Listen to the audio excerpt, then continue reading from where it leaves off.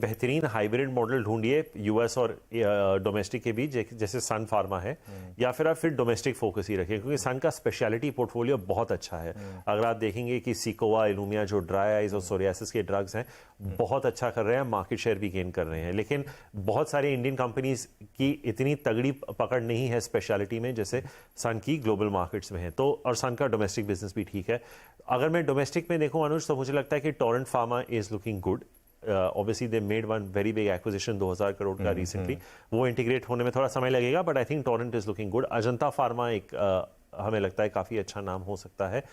जेवी केमिकल्स, और एक रीसेंट लिस्टिंग है जो करेक्ट होने का नाम नहीं ले रही, वो मैनकाइंड है।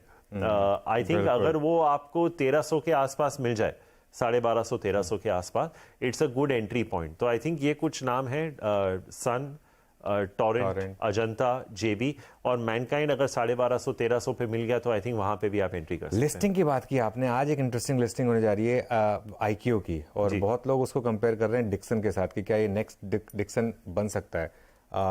यहाँ पर आपका क्या व्यू होगा? 400 के करीब लिस्टिंग लिस्ट हो चुका, लिस्ट हो चुका 400 के करीब। ओके, तो आई थिंक अनुज ये एग्जैक्टली डिक्सन से कंपेयर नहीं हो सकता, क्योंकि Dixon serves a lot more industries और उनका बैंडविड्थ बहुत ज़्यादा है। लेकिन ये कंपनी इंटरेस्टिंग इसलिए है क्योंकि ये ओडीएम प्लेयर है, पहले तो लाइटिंग में है, प्रीमियम लाइटिंग में है। अब आप कह सकते हैं कि lighting can be A commodity player, वो मैं समझता हूँ, वर्किंग कैपिटल के थोड़े इश्यूज होंगे, बट आप इसका रिटर्न ऑन कैपिटल एम्प्लॉयड देखिए 32%, return on equity is close to 40%।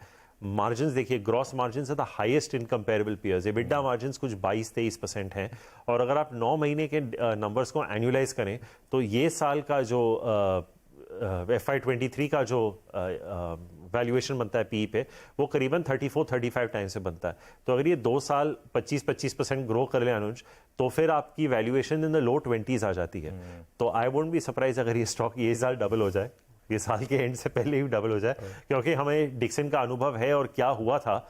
I think 3000 का स्टॉक कुछ 20-25 हज़ार रुपए हो गया था, but I would not compare it like to like Anuj, because Dixon is doing a lot more, you know, washing machine, refrigerators, mobile phone, set top boxes, बहुत बड़ा है। डिक्सन को तो एक ज़माने में you know used to call it the Foxconn of India, और obviously because predominantly converter था तो उसके EBITDA margins low single digits में होते थे, पर डिक्सन को वैल्यूएशन रिटर्न रेशियोज पे मिलता था अनुज, और टॉप लाइन ग्रोथ पे ये कंपनी में वो क्षमता है कि वो बहुत अच्छा करे।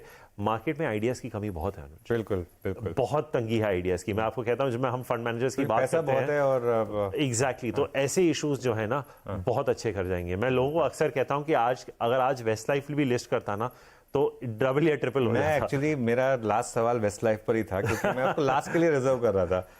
एक क्या डिफरेंट कर रहा है जो क्यूएसआर बाकी क्यूएसआर नहीं कर पा रहा है? क्योंकि बाकी क्यूएसआर में इतनी बड़ी करेक्शन हुई, ये स्टॉक लगातार लाइफ टाइम हाईज लगा रहा है। इस पे अनुज मैं आपके साथ आधे घंटे एक्चुअली मैंने सुरभि के साथ रिसेंटली एक शो किया था बिल्कुल वेस्ट लाइफ पे, और हमने कुछ 20 मिनट इस पे चर्चा की थी, पर मैं आपको 3-4 बेसिक पॉइंट्स दे देता हूँ।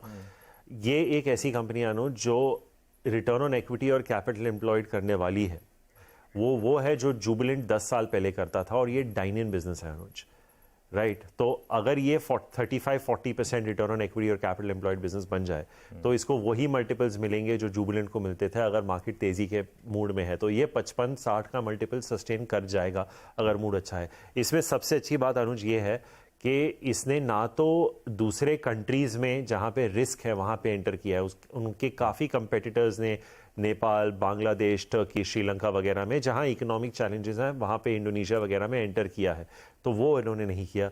दूसरा, इन्होंने अपने प्रोडक्ट को प्रीमियमाइज किया है, वो दूसरे प्रोडक्ट्स में जैसे चाइनीज़, बिरयानी वगैरह किसी चीज़ में नहीं गए। जो समझ में आता है वही करो और उसको प्रीमियमाइज करो।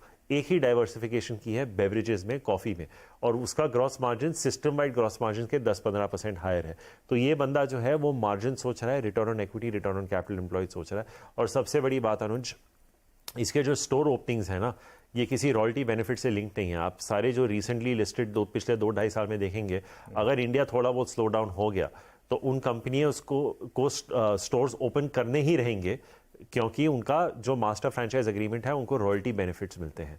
इसमें इसकी कोई दिक्कत नहीं है। तो आई थिंक बहुत सारी चीज़ें और भी चीज़ें हैं, बट ये ब्रॉडली यही थॉट है। और सबसे इंपॉर्टेंट बात अनुज कि प्रमोटर्स के पास 55% है, पूरी फैमिली इसी बिजनेस में इन्वेस्टेड है। तो ऐसे कोई की मैन रिस्क नहीं है। जैसे जुबिलेंट में जब प्रतीक पोटा साहब ने छोड़ा था तो बहुत लोगों को लगा था कि अब क्या होगा, तो ऐसे कोई की मैन रिस्क वैसे है नहीं, क्योंकि पूरी फैमिली इसमें इन्वेस्टेड है। तो कुछ सॉफ्ट पॉइंट्स हैं, कुछ हार्ड पॉइंट्स हैं, बट ब्रॉडली आई थिंक कि अगर यहाँ से भी कोई स्टॉक, अगर आपका 3-4 साल का व्यू है, तो मुझे लगता है कि हो सकता है कि वेस्टलाइफ यहाँ से भी आपको डबलर मिले, 1500-1600 आराम से हो सकता है। ओके, तो राहुल आपको ज़्यादा खुशी किस चीज़ की है, वेस्टलाइफ ऑल टाइम हाई पर होने की या डोकोविच का नंबर 23 होने की? सबसे ज़्यादा खुशी अनुज ये है कि आप फिट हैं, लेकिन obviously he is not the greatest of all time, because Margaret court का एक और उनको कैप्चर करना है, बट ऑब्वियसली मेंस टेनिस में।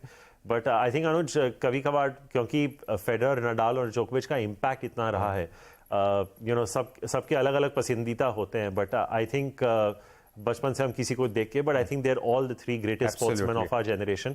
आई think it would be unfair to pick one of the lot. मेरा एक बायस रहता है, क्योंकि मैं उनको फॉलो करके बड़ा हुआ हूँ पिछले 10-12 साल में। बहुत सारी चीज़ें उन्होंने जो की हैं, मैंने अपने पर्सनल लाइफ में उससे सीख लेने की कोशिश की है। तो ऑब्वियसली एक थोड़ा झुकाव रहता है, but I think we are just blessed कि हम एक ऐसे एरा में थे जहां पे जोकोविच, नडाल, फेडरर तीनों ने मतलब इतना जॉय हम सबको दिया है। एब्सोल्युटली, शायद हमारी लाइफ टाइम में दूसरा ऐसा एरा ना आए। लेकिन राहुल, बहुत बहुत शुक्रिया आज हमारे साथ जुड़ने के लिए। थैंक यू सो मच करने के लिए, और thank you so much for the kind words, और मुझे और मोटिवेट करने के लिए। चलिए, तो ये बात हुई आज बिग मार्केट वॉइसेस में